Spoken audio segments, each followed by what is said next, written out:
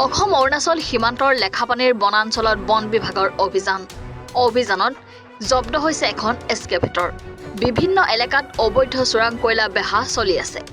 লেখাপানীৰ আঞ্চলিক বন বিষয়া কাৰ্যালয়ৰ লগতে লেখাপানী আৰক্ষী, লিডু আৰক্ষী আৰু অৰুণাচল আৰক্ষীয়ে চলাইছিল যৌথ অভিযান। এই অভিযানৰ সময়ত অবৈধ কয়লা খননত জড়িত এইখন এস্কেভেটৰ জব্দ কৰিছে।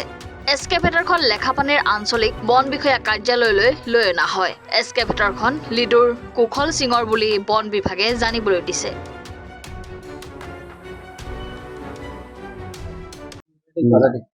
আজি লেখাপানী আঞ্চলিক বন কাৰ্যালয়ৰ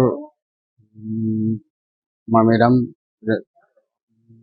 বিষয়া মহোদয় আৰু আমাৰ বনকৰ্মীসকলৰ সৈতে আমাৰ লেখাপানী অন্তৰ্গত আৰক্ষী আৰু লিডু আৰক্ষী আৰু অৰুণাচল আৰক্ষীৰ লগত সহযোগত আমি সংৰক্ষিত বৰ্ডাৰ এৰিয়া সংৰক্ষিত বনাঞ্চলত অভিযান চলাই এখন এস্কেভেটৰ ধৰি আমি লেখাপানী কাৰ্যালয় চৌহদলৈ লৈ অহা হয়। ফ্ৰিজ কৰি কিনে লৈ আহোঁ আৰু এই এস্কেভেটৰখন আমি কুশল সিঙৰ বুলি গম পাওঁ। জাগুনৰ পৰা বিপ্লৱ কোঁৱৰৰ ৰিপৰ্ট, এনি ভাৰত 24।